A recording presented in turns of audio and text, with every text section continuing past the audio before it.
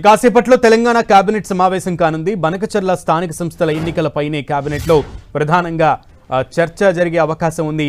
బనకచర్లపై ఆంధ్రప్రదేశ్తో చర్చల అంశంపైన కేబినెట్ చర్చించనుంది. రేవంత్ చంద్రబాబు సమావేశంతో పాటు ఎక్కడ ఏ రోజు జరపాలనే విషయంపై సమాలోచనలు చేయనుంది. ఇక స్థానిక సంస్థల ఎన్నికల నగారాకు గ్రీన్ సిగ్నల్ ఇచ్చే అవకాశం ఉంది. రైతు భరోసా, ఇందిరమ్మ ఇళ్ల పథకం, ఇతర సంక్షేమ కార్యక్రమాల కోసం నిధుల సమీకరణ, అమలు విధానాలపై కూడా కేబినెట్లో చర్చ జరగనుంది. ఈ పథకాలకు సంబంధించిన ఆర్థిక కేటాయింపులు, లబ్ధిదారుల ఎంపిక ప్రక్రియలను సమీక్షించే అవకాశం ఉంది. రాష్ట్ర ఆర్థిక పరిస్థితి, కొత్త రెవెన్యూ చట్టం, ధరణి పోర్టల్ అమలు, మెట్రో రైల్ ఫేజ్ 2 ప్రాజెక్టు, కులగణన నివేదిక ఆమోదం వంటి ఇతరితర అంశాలపై కూడా చర్చించే అవకాశం ఉందని సమాచారం. ఈ సమావేశానికి తప్పనిసరిగా హాజరవ్వాలని అన్ని విభాగాల అధిపతులకు ఇప్పటికే సీఎస్ ఆదేశాలు జారీ చేశారు. కాసేపట్లో తెలంగాణ కేబినెట్ కీలక భేటీ జరగబోతోంది. అనేక అంశాలతో ఎజెండా అయితే ఉంది. అయితే ప్రధానంగా బనకచర్ల అలాగే స్థానిక సంస్థల ఎన్నికలపైనే ప్రధాన చర్చ జరిగే అవకాశం ఉంది. పూర్తి సమాచారం మా ప్రతినిధి కొండల్ అందిస్తారు. కొండల్,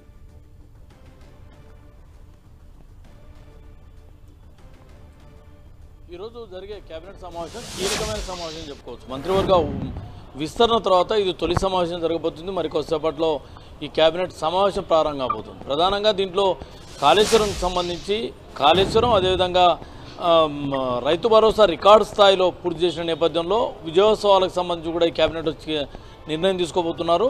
మరో ప్రధానమైన అంశంగా బనకచర్ల ఇష్యూ అన్నది ఇప్పుడు ప్రస్తుతం హాట్ టాపిక్గా ఉన్న పరిస్థితి ఉంది.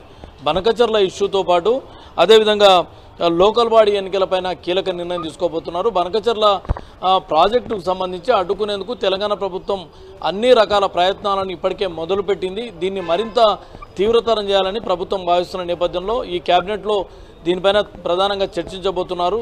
ఏపీతో సంప్రదింపులు, చర్చల ద్వారా సమస్యను సామరస్యపూర్వకంగా పరిష్కరించుకోవాలని తెలంగాణ ప్రభుత్వం భావిస్తుంది. ఈ మేరకు ఇప్పటికే సీఎం దీనిపైన కామెంట్ కూడా చేసిన నేపథ్యం ఉంది. ఇక ఈ చర్చలు ఎప్పుడు మొదలు పెట్టాలి, ఎక్కడి నుంచి మొదలు పెట్టాలి, ఎవరితో మొదలు పెట్టాలన్న దానిపైన ఈ కేబినెట్లో చర్చించబోతున్నారు. మొదటగా ఇరు రాష్ట్రాలకు సంబంధించి సాగునీటి ప్రాజెక్టులకు సంబంధించి కృష్ణా, గోదావరిలో నీటి వాటాలకు సంబంధించి ఇప్పటికి దశాబ్దాలుగా వివాదాలు కొనసాగుతున్న పరిస్థితి ఉంది. ఇప్పుడు తాజాగా ఈ బనకచర్ల ప్రాజెక్టు అన్నది మరో వివాదానికి కేంద్ర బిందువుగా మారిన నేపథ్యంలో మొదట దీనికి ఫుల్ స్టాప్ పెట్టాలన్న యోచనలో ఉంది. ఎందుకంటే ఒకవేళ బనకచర్ల ప్రాజెక్టుపై ఏపీ మరింత స్పీడ్గా ముందుకెళ్ళినట్టయితే తెలంగాణ రాష్ట్ర ప్రయోజనాలకు నష్టం జరుగుతుందని ప్రభుత్వం భావిస్తుంది. ఈ మేరకు కేంద్రంపై ఒత్తిడి పెంచిన నేపథ్యంలో ఇప్పుడు ఏపీతో సంప్రదింపులు, చర్చల ద్వారా చేయాలని, ఆ చర్చలను మొదట ఇద్దరు సీఎంలు కూర్చొని చర్చించాలన్నా, లేదంటే మంత్రుల కమిటీకి అప్పచెప్పాలన్నా, లేదంటే అధికారుల స్థాయిలో చర్చలు ప్రారంభించాలా అన్నదానిపైన ఈ 3 అంశాలపైన కేబినెట్లో చర్చ జరిపిన తర్వాత దేనికి కేబినెట్ ఆమోదం తెలుపుతుందన్న చూడాల్సి ఉంటుంది. ఒకవేళ ఇప్పటికే కొంతవరకు దీనిపైన వర్కౌట్ చేశారు, కేంద్ర ప్రభుత్వానికి వినతులు ఇచ్చిన నేపథ్యంలో ఇక మంత్రుల స్థాయిలో చర్చలు ఉండాలని, లేదంటే ముఖ్యమంత్రుల స్థాయిలో చర్చ ఉండాలన్న దానిపైన ఈ కేబినెట్ సమావేశం తర్వాత క్లారిటీ వచ్చే అవకాశం ఉంది. ఇంకా మరో అంశంగా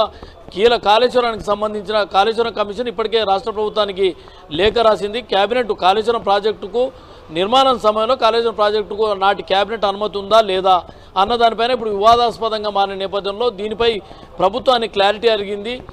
నాటి కేబినెట్ మినిట్స్ ఇవ్వాలి, కమిషన్కి ఇవ్వాలని చెప్పి లేఖ కూడా రాసిన పరిస్థితి ఉంది. ఈ నెల 30 లోపు దీనికి సంబంధించి పూర్తి సమాచారం ఇస్తామని చెప్పి రాష్ట్ర ప్రభుత్వం కూడా సమాచారం ఇచ్చిన నేపథ్యంలో ఇప్పుడు ఈ కేబినెట్ సమావేశంలో చర్చించబోతున్నారు.